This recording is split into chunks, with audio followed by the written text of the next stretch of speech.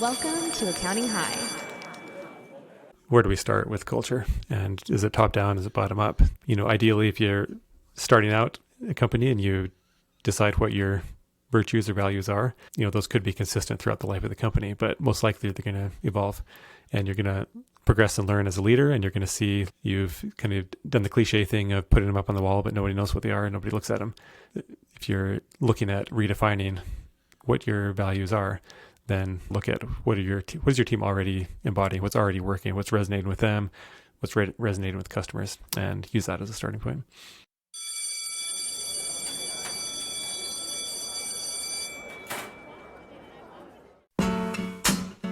Yeah.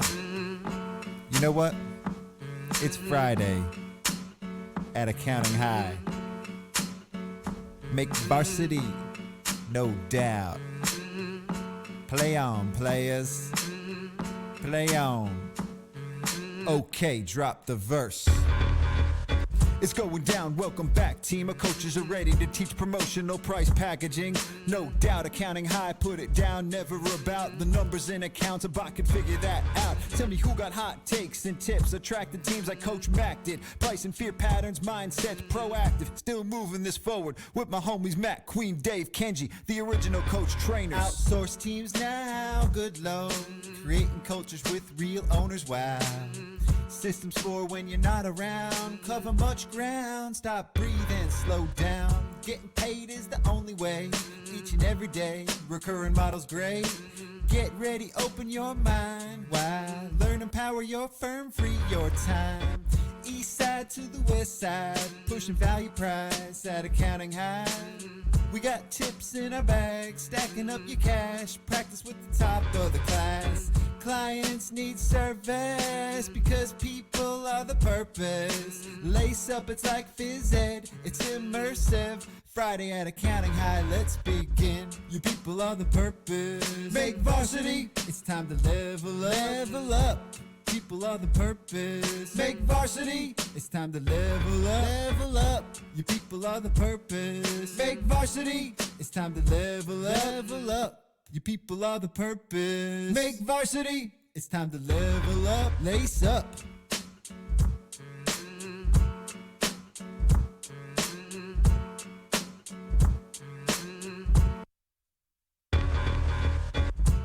Introducing the star of our show, Scotty and Dave Olsen.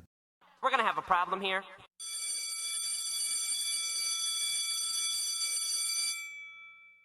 Welcome back to the Varsity Tips Center. This is part 2 of the People Experience. Pt.2, Culture, Core Virtues. Core Virtues, as Dave likes to say. I like that way of saying it. If you tuned into part 1, that was a great intro. That was a great intro to this course. This part 2, we're going to go deeper. Episode 2 of 5. We're going to talk about the PX element of culture. And our special co-host here, Dave Olsen. What did we say your class was at Accounting High, or your subject matter? I don't know if we ever really figured it out, because really, to me, it's about leadership, and high school is very much lacking, at least in my experience of teaching leadership. So I don't know that there's a great parallel in high school. All right. Well, this is going to be the leadership class in this high school at Accounting High. We'll eventually figure out what your real course is or your analogous course is, but this is our leadership courses, which is the most important courses for any budding leaders. For people that don't want to be leaders, they don't take your course, right? Yeah, this isn't for you. All right, cool. So tell me what we're going to talk about today. I said culture. Yeah, so we framed it up last time, and really this whole series is about creating the life and the business that you want.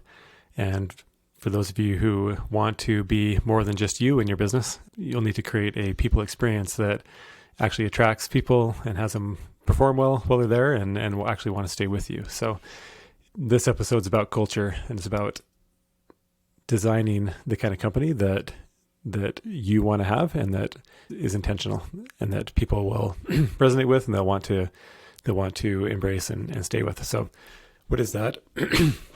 Excuse me. What does that intentional culture. And we talked about the Nimble people experience that we have, and we have several elements to that. And really what this element or this culture relates to is understand each of our employees and team members understand, subscribe to, and see how they contribute to the Nimble vision. And for them to be able to understand it, to see it, to subscribe to it, there has to be something out there. It has to be communicated. So that's what this episode's going to be all about.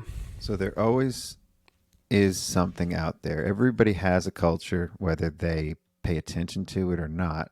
You've been very intentional about your culture at your firm. I have too. Ever since we started doing EOS, we paid a lot of attention to what kind of culture we have, what our core values are. I think a lot of firms that ignore that or claim they have one, they should reevaluate it always. This is the kind of thing that's always, at the core, we'll talk about what these core virtues are, what these core values are. But at the core, everybody's culture kind of starts from the top and goes down.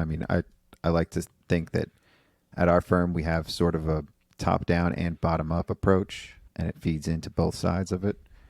How do you say your culture is led with? And what do you guys lead with your culture? I would say in a lot of companies, and ours, it's both, because I don't see it as something that we decided on a few years ago, and it's always the same. It's always stagnant. I think it evolves. I think it can be most effective when the founder from the beginning is intentional about what they want the culture to be, what embodies who they are and the way they want to work, and then they attract a team that resonates with that culture. And when we create a culture, we're not saying that everybody in the world should resonate with that culture, but when we're intentional, we attract the kind of people that resonates with that. And it's not about attracting all the same kind of people. We want to have diversity. We want to have all kinds of different lines of thought, but there are certain cultural elements that we want people to be united in. And that's what we're talking about here. So when you're talking about your question of where does that start, I think ideally it starts with the founder. And I think it also, the founder can pay attention to what's working and what's not, and what resonates with the team, and adapt that intentionally, not just let it kind of get out of control, but be intentional about what's working in the business. And there may be those listening who are years into it and realize that there's no intention in the culture, or the culture's kind of got out of hand, and I don't think it's too late. And so I think that's where both a top-down and a bottom-up approach can work. Like, what does the leader want, and what's already there? Like, what kind of culture's already been built, and let's pick out the pieces of it that are effective, and again, be intentional. Don't just let it kind of wander all over, but be intentional about where that's going, and start now. Define that now, and get the team on the same page. Any new hires can be aligned with that culture. There may be people on the team already who don't align with that culture, and that can be discovered quickly. So it's never too late. Any stage in a company's business, you can get intentional about culture. Yeah. And we're going to talk about intentional and accidental cultures too today, and communication. But we're going to start with the mission, vision, and values. And again, before we get into that, I just recorded an episode with Joe Woodard, and he talked about your, what did he say? He called it vision, mission, and purpose. And he talked about the difference between those. He outlined a lot of highlights from his Disney University course, which I thought was awesome. I've been looking at that, the Disney Institute at Disney University. And there are clear differences between those. You say mission, vision, and values, but you also talk about purpose too. But let's get a clear definition of what those are. Are they all the same thing when you list them out, mission, vision, and values? No, I see them as different, and the words people use and how they define them could differ, but I think the principles are the same. I think you said what Joe had mission and purpose separate. I probably see those as similar, open to the differences there, but I see mission and purpose in what we're talking about today as very similar, or the same thing. So what he said was they all serve each other. The vision is like the magnetic north. That's the direction everybody's going. The mission is something that's achievable, it's repeatable, that you work toward. And the purpose is what's sort of driving everybody, everything that they do. See, and this is where I think the vision and the purpose are similar, but the purpose is anything that could happen in day to day. you're doing on purpose. You're being intentional with your actions toward team and toward customers, anybody you interact with. You're doing it on purpose. So you're being intentional. So I think the purpose is your intention, and the vision is that North Star. So Yeah, I definitely agree with that. I think that's consistent with how I see it. How I might put my own words to it is that the purpose is the purpose for which the business exists. Why do you out there? Why should people care? What kind of impact are you going to have? And for an accounting business, that could be whatever you call it. It could be very specific to working the books and putting out the numbers, or it could be like how we define it as Nimble is really we're enabling the impact of the leaders that we serve. And so it's kind of like creating a second order or cascading impact on the world because we are handling the back office, the details, the stuff that the most entrepreneurs and visionaries don't want to handle. We are enabling their impact. And so it's kind of something that's much greater than ourselves that we can accomplish on our own. It's enabling other leaders to make an impact. So that's the purpose for which we exist. And then the vision, I think, is something more specific in what we see as ourselves accomplishing. And that can be broken down in different ways. It could be a multi-year vision of where we see ourselves in the future. It could be a 2 or 3 year vision. It could be where do we see ourselves in the next year. But it's about seeing out to the future. And one reason for that, is, especially in the context we're talking about people experience here, it's so we can get people on board with that vision. And when the leader has a clear vision, then the people can decide individually, does this vision align for me? Is this something that I want to be a part of? And if not, that's great. They can go find a leader in a business with a vision that aligns for them. But without clarity and vision, like there's no alignment within the team, and there's no unity in pushing towards that same vision. And there can be a lot of elements to that. It could be, getting to a certain revenue number. Not all employees are, inspired by a certain amount of revenue, but it could be what that means for them. We'll grow a certain amount so that I can have opportunities to move up in my career and take on more responsibility and gain more experiences. So all that kind of plays into being clear about the vision of where the business is going. yeah, one story I always like, or example, is the people in the field that are just chopping down. They don't know what direction they're going. They're chopping they're in a big field where you can't see where you're going. You're just hacking at I don't know what they are. I guess the big, let's say it's a cornfield, and you're hacking the corn down because you're trying to get out of it. You need somebody that's up on the perch, that's giving everybody the direction, that sees which direction they need to go and points. Otherwise, you're just going to be hacking in circles. So I don't know. I didn't tell the story very well, but that was the one I always hear that in EOS, and our implementer would tell us that, like, you need somebody that's perched up, that sees along the distance, and that can point everybody in the right direction.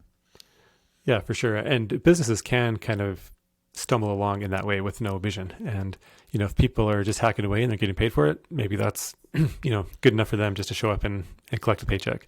But to really create the people experience we're talking about, it's got to be much more than that. There's got to be much more inspiration and fulfillment and, drive beyond just kind of showing up and hacking away. Yeah. Yeah. And I think a lot of people could be hacking away and they think that they're moving forward, but they're really just circling in one place. It's that hamster wheel effect. I did that for many years. Many years we just hacked away at everything, and I just kept trying to put out fires, kept reacting to everything, and I was never really creating a future for everybody. It was just reacting. Yeah, exactly. Cool.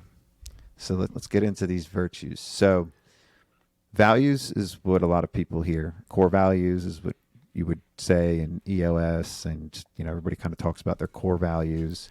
Give me the difference in virtues versus values. Yeah, I think in the way that people see it in business, it's really synonymous. They're exactly the same thing. The reason we use the term virtues is actually inspired by Ben Horowitz, and maybe people may know him as one of the partners with Mark Andreessen and Andreessen Horowitz. And he wrote a book called What You Do Is Who You Are, and it's all about culture. So it's one I highly recommend. But one thing that really stood out to me in that is in the companies that he's run, he calls them core virtues rather than core values. And there's no criticism at all if you call it values. That's great. That's what's more common. But the reason we use values is his argument is that values talk more about an idea, like this is what we value. But virtue is more embodying who we are and applying it in the business. It becomes the virtue of the business and virtues of each individual that strive to embody those. So again, no criticism, not saying that values doesn't work and everybody should use virtues, but I just like that distinction in communicating that to the team. Well, it also serves the purpose of like it's unique to what you're doing too, and people can get behind that.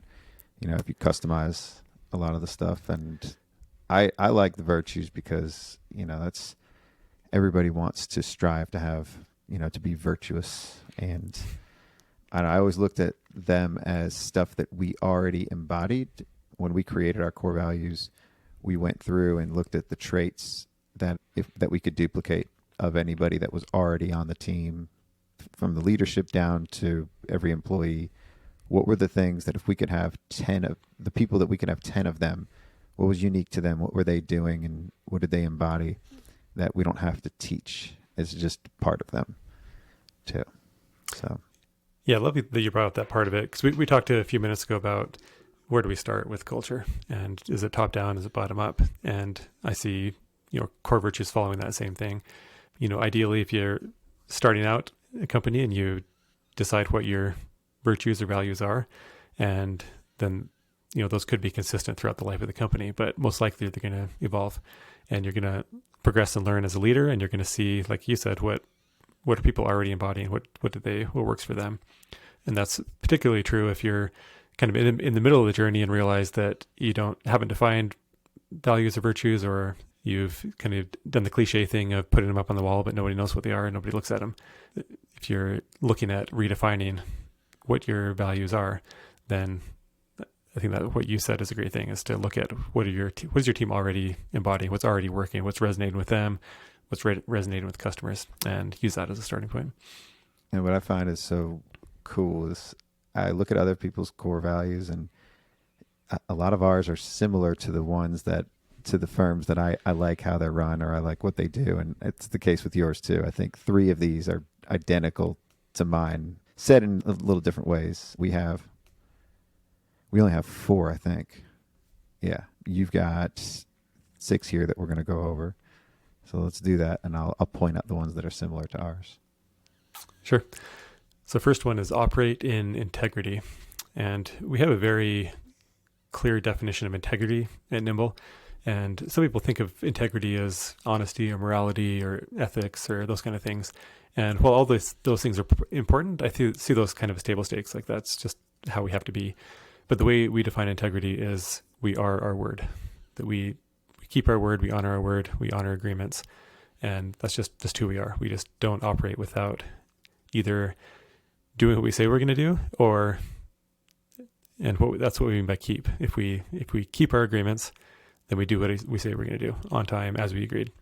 If something comes up, if we're moving fast and we're working hard and growing, then things are going to come up, and you're going to not always be able to keep your word, but you can still be in integrity if you honor your word. And what that means is, as soon as you know you can't keep it, you deal with it. Like you recreate it, you let the person know it's affected, you clean up any mess that's caused by it. But there's no just kind of leaving it, let the deadline pass and dealing with it after. It's a very proactive virtue. Yeah. Well, it's proactive, but it's also something that's hard to recognize too. Sometimes it's hard because it's the quote that I use with ours. First one of ours is integrity too. And it's integrity is doing the right thing even when no one is watching. So sometimes, when we try to, we try to keep our core values alive and always give people shout outs. We used to do this every week where everybody in the team had to give a shout out to somebody else that represented one of these core values, and integrity was the least amount used of all of ours because it's hard to see. We know the people that have integrity, but to point out specific examples is sometimes hard. But it's one of those core things that without it, you definitely can point that out. You can definitely see people that operate without integrity. So having it is super important. Yeah, to me, that's really where performance shows up. That's really the foundation. And there's a reason this, this virtue comes first. Because if everyone is doing what they say they're going to do, and you know that you can count on everybody else to do what they say they're going to do, there's no sitting around wondering what's going to get done. There's very little follow-up. Like, how's this thing coming along? Because you just know that you would know if there's a problem, you would have already heard about it. And so there's no waste of time in that way. It's just everybody moving forward. So again, not to say we're perfect in that, but that's what we put out there is what we desire to embody. Yep. Yeah. The highest standards of moral values in business: transparent, honest, and ethical. That's one of the ways we define it too. So, yeah, let's move on to the next one. Yeah, second one is relate with power. Ooh, so I like that. And the tagline to that, or the subtext, is we create fulfilling, authentic, and workable relationships. So especially, I mean, in any business, anytime people are involved, it's all about relationships. And especially we're talking about accounting and client service type focused business, our relationships with our clients is everything we have. And so to us, what power means is really understanding where another person is coming from. Like, we all have different contexts in our lives, and we all have different experiences. We see things differently. We could look at the same thing and see it differently. And we intend to recognize that and do our best to understand what other people are saying. Don't just assume that we see it the same way, but really ask questions, really be with someone in a way that we understand. And we believe that's what creates fulfilling authentic and workable relationships. Workable is something we added a little later after we had defined the rest of our virtues. And workability is a trait that we look for in any new hire and that we recognize and foster within the team. And what that means is, like, we're workable, we're flexible. If things don't turn out or aren't turning out as we expected, we can adapt. We're not rigid in how we expect things to happen.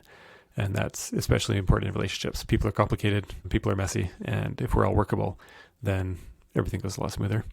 I love that.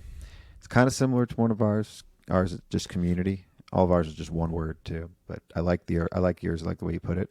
Ours, community. Surround yourself with people that are going to lift you higher. We do not thrive at the expense of others, and we succeed by helping each other. We form a stable, more inspired foundation for everybody. So, similar in ways. Yeah, that community is all about relationships. So. Oh, for sure. Yeah, so next one is accountable. We hold ourselves and others accountable to performance. And the surface, this is pretty straightforward, and there's also a lot of depth to it. But really, it's being willing to own up to and report on performance. If performance goes well, then we can report on it went well. If it's not, then we own up to it and we make adjustments that we need to handle that. But we take accountability for our own work and our own part in what's working and what's not. Part of that, what that looks like, is we're accountable. Each of us are accountable for the business as a whole. And so if any team member sees something that can be upgraded in the business, they're accountable to point that out. And they may not be the ones to fix it, but they also shouldn't ignore it. They should make sure those involved are aware of it and just be accountable to our performance as a whole, as a business. So our third one is also accountability. That's pretty much 3 for 3 if we use the stretch for community. What are the odds of that? I didn't even know you when we made these. This was years ago, and what are the odds is right. But ours, personal accountability requires mindfulness, acceptance, honesty, and courage to work diligently and honor our commitments, clearly define our expectations of our team, our client relationships, and the outcomes for the individuals and the business as a whole. You can't teach accountability to. It's been something that, again, it's really hard to drive to people to be accountable. They just typically are in a lot of ways, and we could identify the people that were very accountable, that would hold themselves accountable, and the ones that didn't, they're not even with us anymore. So, yeah, it's a really important one. Yeah, I like that. That is one of the leading indicators when we see, say, newer people on the team and not taking accountability. That's kind of an easy thing to point to and to work That's on. easy. And if it's not improving and not changing, then a pretty easy path from there. So For sure. All right. Well, let's go on to your next one. all right, create the future. We are forward thinking. We create a system at the forefront of innovation and technology. And so, yeah, this is just, I think, pretty self-explanatory, but we're always looking to the future. We're always looking to create more, to grow, and not just grow in terms of revenue, but just grow personally. And this applies, in, I didn't mention this earlier, but these all apply to just as well to personal life as they do to business. But we're all about, we use the word a lot, the word progression a lot in our business. It's all about progressing, getting better, looking ahead, seeing what's coming up. And this is, especially relevant today for the last few months as we've seen some pretty big shifts in technology. And this virtue makes sure that we keep that in the forefront of our minds and always be on the edge of that. It doesn't mean we chase every new shiny object, but we're at least aware of what they are and can evaluate if they're helpful for the business or not. Dope. Yeah. Well, ours veers off at that point. Our last one is positivity. I think that's, you could see that in a lot of different ways. The quote I have here is, keep your face in the sunshine and you cannot see a shadow. This is just something inherently I've always been, sometimes to a fault, putting less focus on the feeling good now and making the choice every day to be optimistic, show appreciation for ourselves, for our clients, for our team, keeping positivity central in all aspects of our life. So again, this is one of those life things too, beyond just, the firm, and, bringing this to everyday life too. Yeah. Like that. I love that. Let's go on to the next one. All right. Fifth one is committed. And that's simple definition. We do what is necessary. So if we've committed to something, then we just do what it takes to do that. With that, what's implied in that, and there's, training and discussion that goes behind all these virtues to support them and to help our team understand what it means and apply them. But what's implied in that is we can't be loose with our commitments. We can't say we're committed to 100 different things, because we can't do what it takes to accomplish 100 different things. We need to be very selective in what we're truly committed to. What it doesn't also say is that we sacrifice other important areas to our lives. It means to do what it takes. It means we're clear of what commitments we've made and that we balance those. So if we're committed to our families and we're also committed to our work, then we do what it takes to fulfill them both. And, at times our family may need more attention, and that's what it takes. At times the work may need more attention, but it's just being clear about what we're committed to. Cool. Yeah, I like that. And then last one is lead with impact. And so this is intentional. This is last two. Not that it's least important, but it kind of underlying foundation for all of them is we see ourselves as leaders who matter, and we see ourselves as people who can make a difference in the team, with our clients, and it should embody everything that we do. So. Yeah, you shouldn't go through your actions blindly. Know that you're going to have an impact on others. Again, like if you lead with impact, I think people are going to be more intentional. A lot of this surrounds having the right intention around your actions. I love that one. I've been trying to do that in everything I do now. Lead with impact.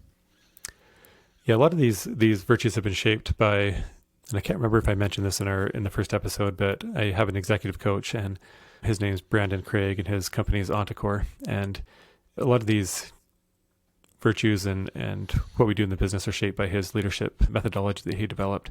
But one of those principles it's kind of unique that I haven't really heard in that way before is the last two words of that is who matter. We see ourselves as leaders who matter. And what that means to me is that we matter whether we like it or not.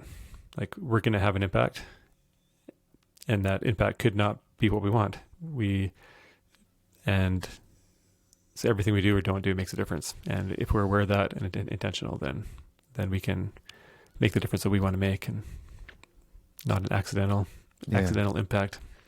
Yeah, some people think nobody's paying attention and nobody's, think they don't matter, but everybody matters, and there's always somebody paying attention to what you're doing. So yeah, cool. Yeah, so those are our 6 core virtues. I love it.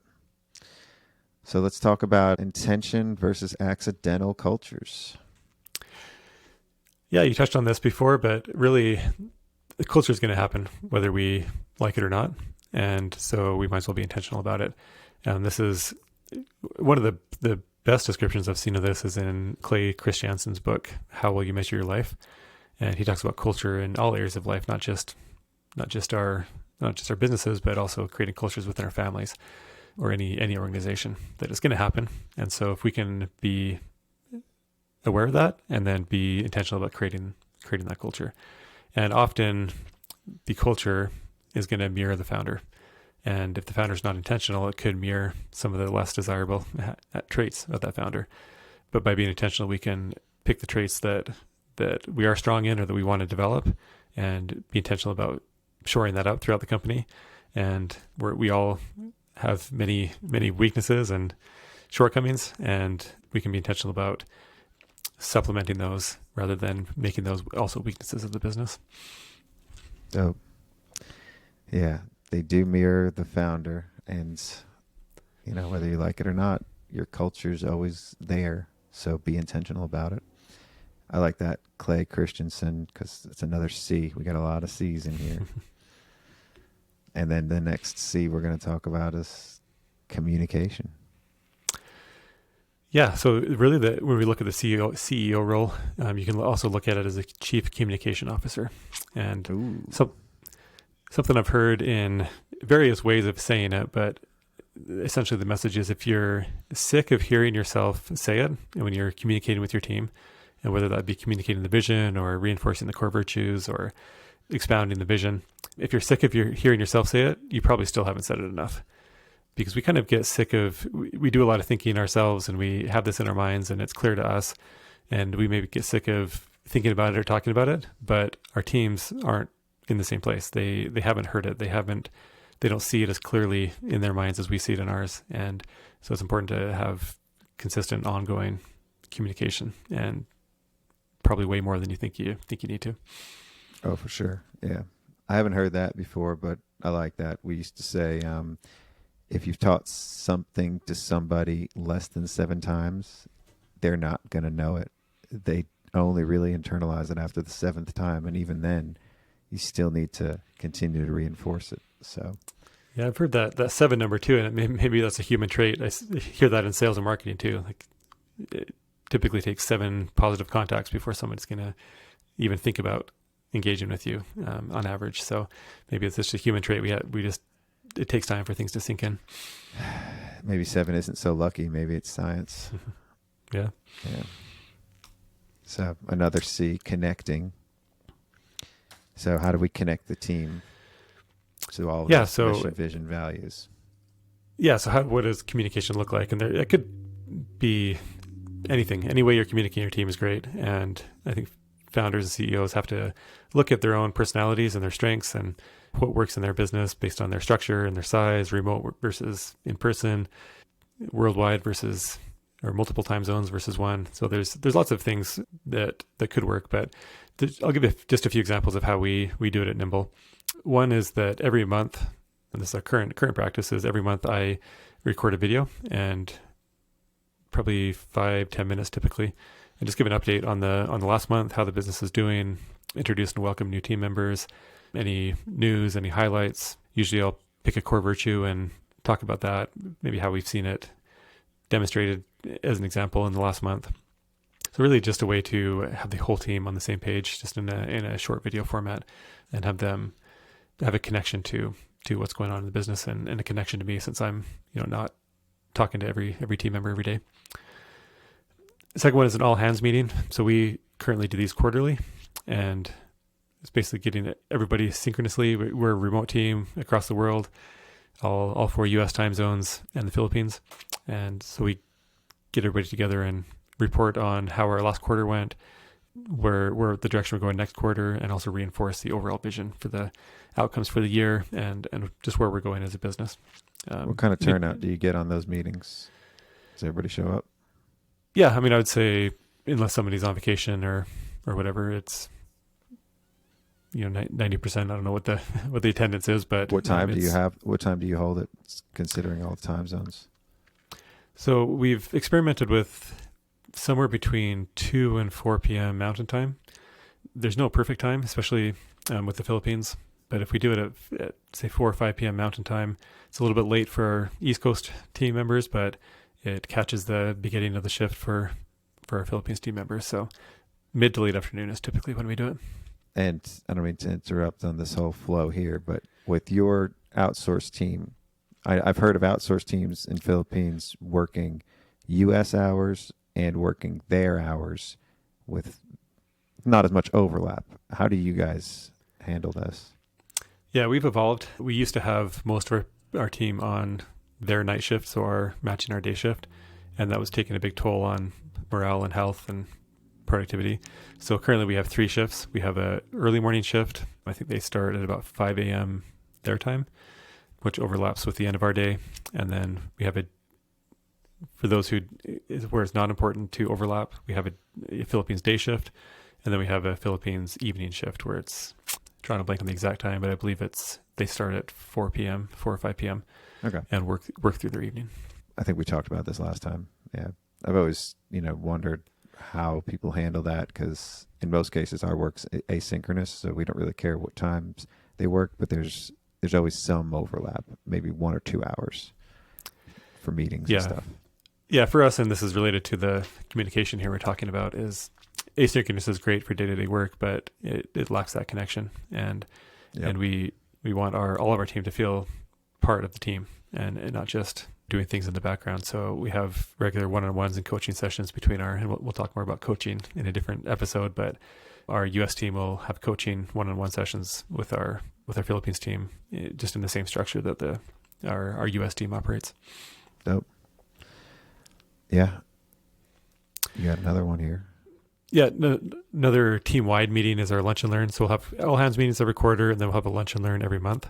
And that can be on a variety of topics. Typically, as our team has grown and we have more non-accounting people on our team, this is less of a technical learning and more of a company-wide learning. So it could be talking about elements of the people experience or training on core virtues. Or I think our last one was we had our performance review process. So we had a lunch and learn on previewing that process and making sure everybody's on the same page on how that was going to work. So learning is secondary.